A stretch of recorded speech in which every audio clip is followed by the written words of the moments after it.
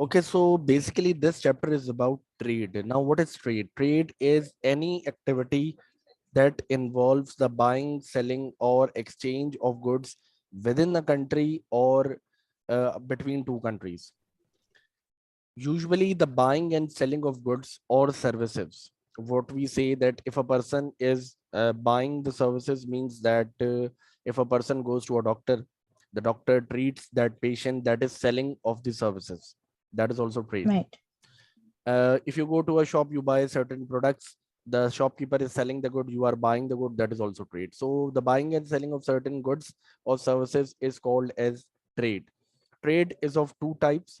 Trade can be either domestic trade, which means the trade that is done within the country. People are selling goods from one city to another city. Maybe the people are selling the goods within the same city. And there Mm. is another kind of trade that is called as international trade. In international trade, basically one country is selling the goods and other country is buying the goods. Let's say, for example, Saudi Arabia is selling oil to America. So in that case, Saudi Arabia is exporting the oil. Here in international trade, selling means to export. And Right. America is importing the oil in international trade. Import means to buy. So this is how international Right. trade goes on. Our focus in this chapter is going to be upon international trade. So Okay. primarily we are going to talk about that what are exports, what are imports, what is the difference, how they are calculated and other things. So Okay. if we talk about exports, exports means that if a country sells goods to other country or sells services to other countries, that is called as exports. And if a country is buying the goods from any other country, that is called as import. So import is actually an expense because if you are buying the goods, that is an expense.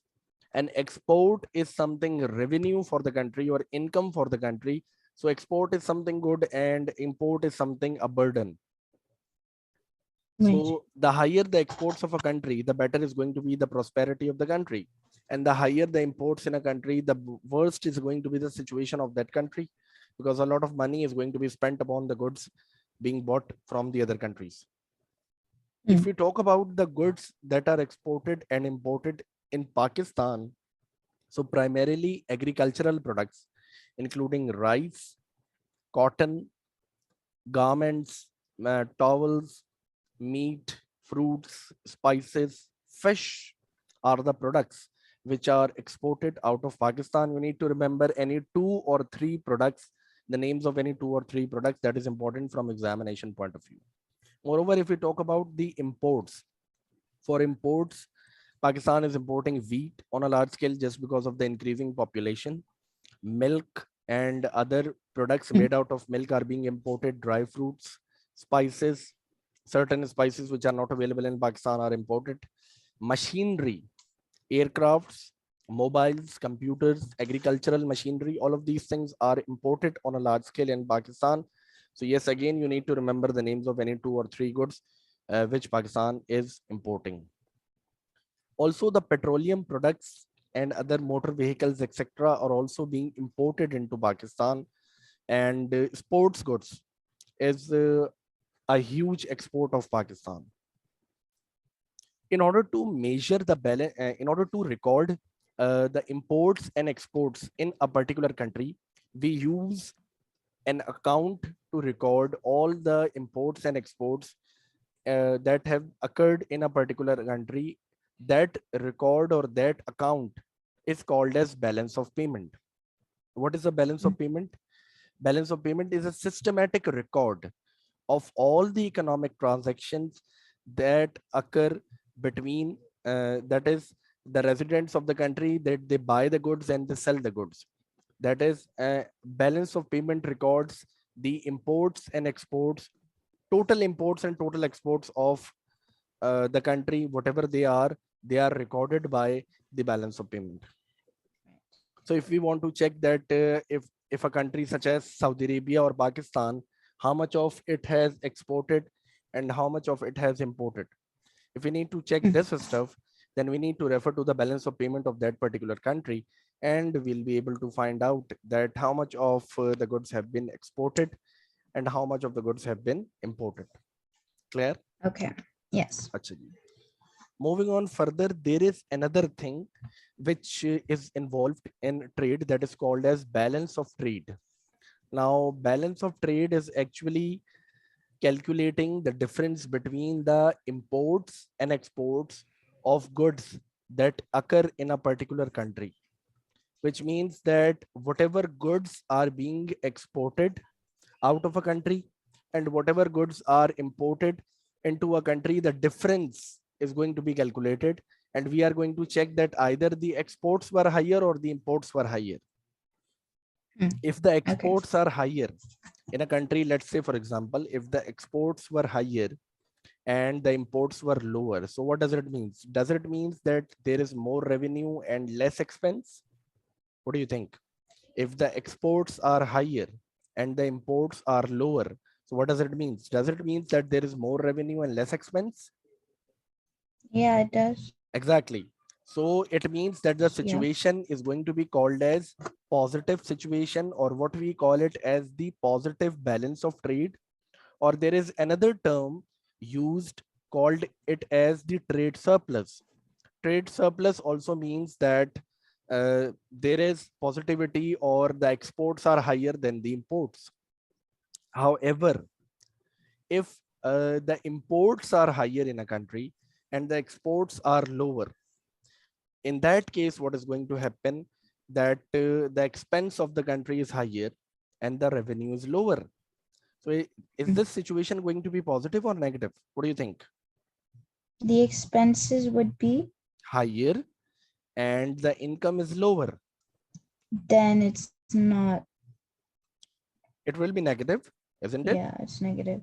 So we are going to call this situation as negative balance of trade or trade deficit. The word deficit refers to as shortage. So that is going to Right. be the situation. Now the question here arises that there was the balance of payment wherein we were recording the imports and exports of a country. There is the balance of trade wherein we are calculating the imports and exports of a country, the difference between the two. Then why are we using two terms at a time? Or why are we using two different functions at a time? Why aren't we using a single function for that? So in that case, we need to refer to the difference between the balance of trade and the balance of payment. So let's have a look over it. What does the balance of trade says? The balance of trade says that the transactions which are related to the import or the export of goods only are recorded in balance of trade. However, all the transactions, including goods, services, or capital means investment transfers are recorded. So if you want to check the records pertaining to the goods being exported out of a country or the goods being imported into a country, then you need to refer to balance of trade. And if you need to check all the money that has flown into a country and all the money that has flown out of a country, then you need to check balance of payment. Or in other Right. words, we can say that balance of trade records visible items only. The word visible refers to the goods. And balance of payment records visible and invisible both. Visible refers to the goods and invisible refers to the services. Right. Okay. Moreover, here it's written that when exports of goods are higher than imports of goods, balance of trade is considered as favorable. Same goes for balance of payment, that if the money that has flown out of the country is quite lower and the money that has flown into the country is quite higher, that situation is going to be called as balance of payment favorable or balance of payment positive. Right. Okay. So this is the primary difference between the two. In the examination, a question can come asking you to write down the difference between balance of trade and balance of payment. So you should be aware about it. Usually the term that we use for international trade is balance of payment, which refers to the international transactions of imports, exports, etc. Now the question here arises, okay, why does the balance of payment of a country turns negative?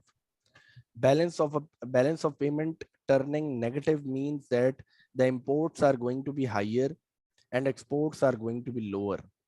And why does this disequilibrium happens? What is the reason that people are importing more and in the country exports are quite less?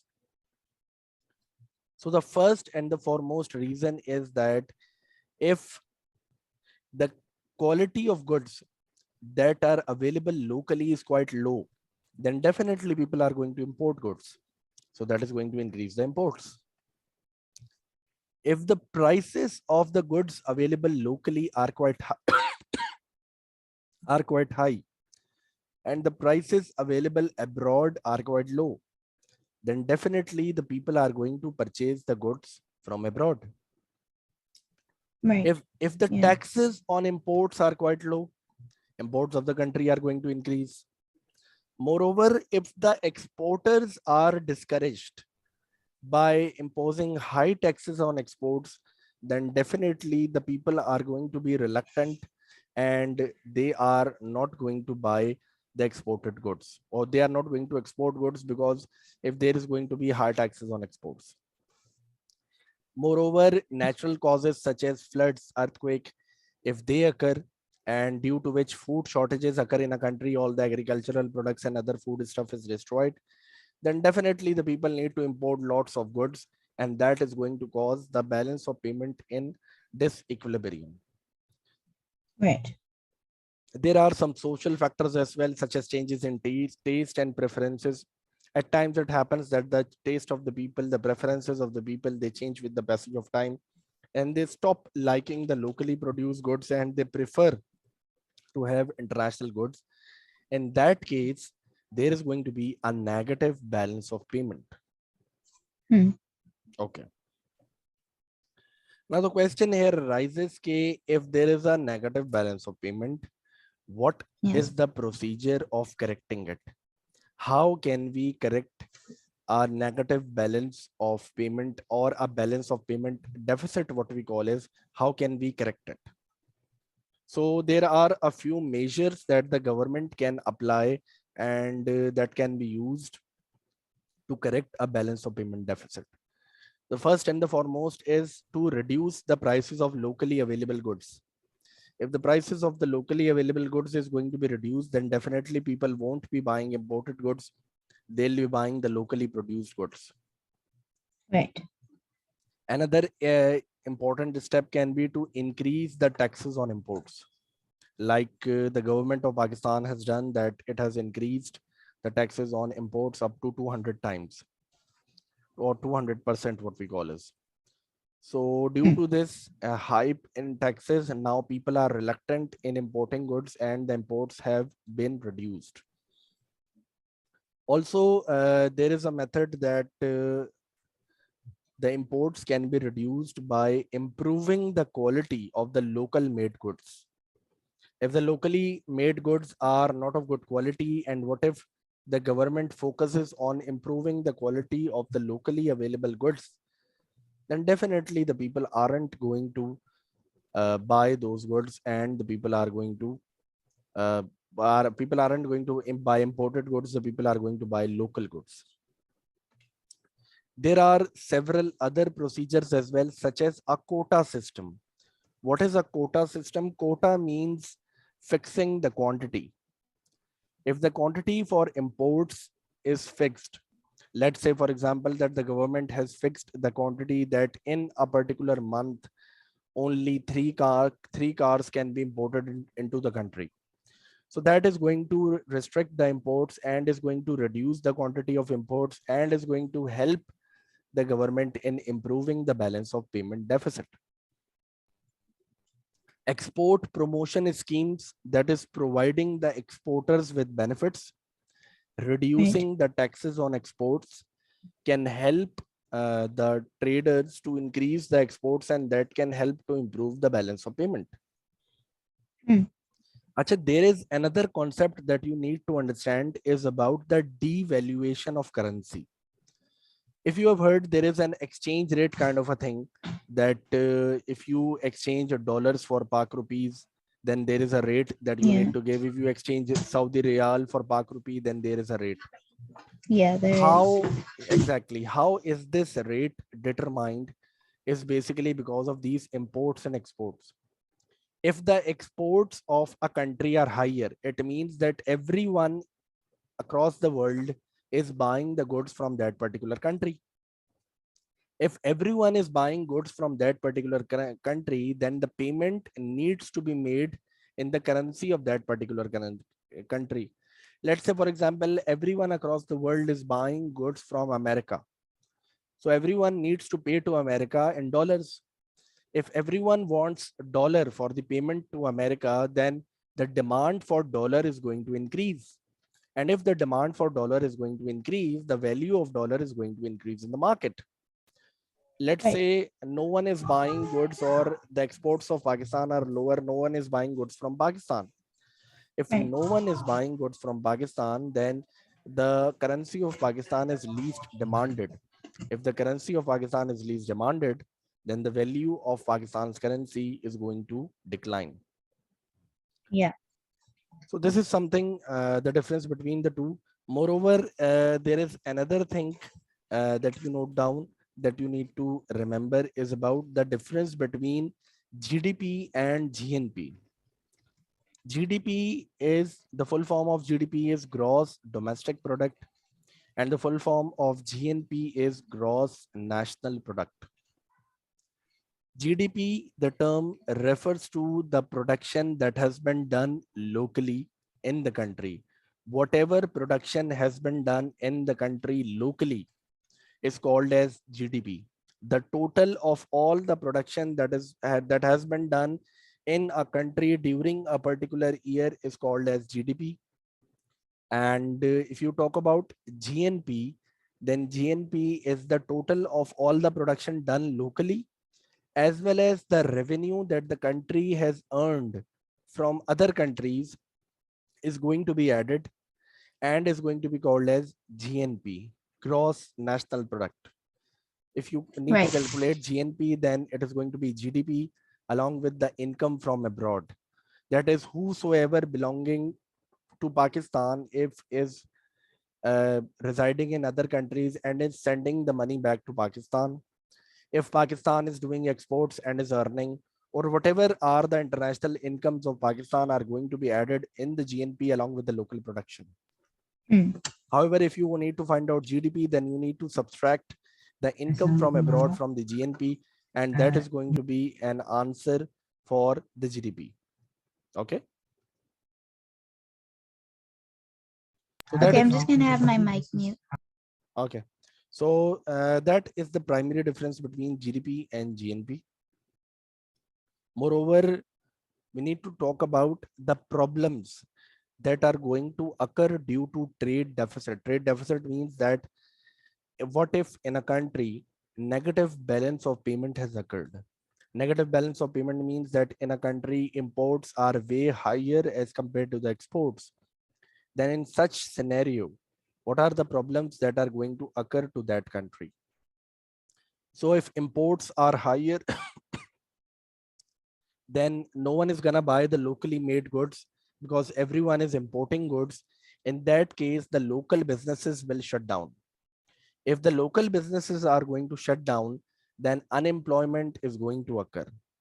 However, if unemployment is going to occur, then there will be no jobs and less income in the country. And if there's less income in the country, then living standard of the people is going to decline. Moreover, if there is a trade deficit, which means that the exports are way lower than the imports, it means that no one is demanding the currency of Pakistan, so the value of currency is going to decline.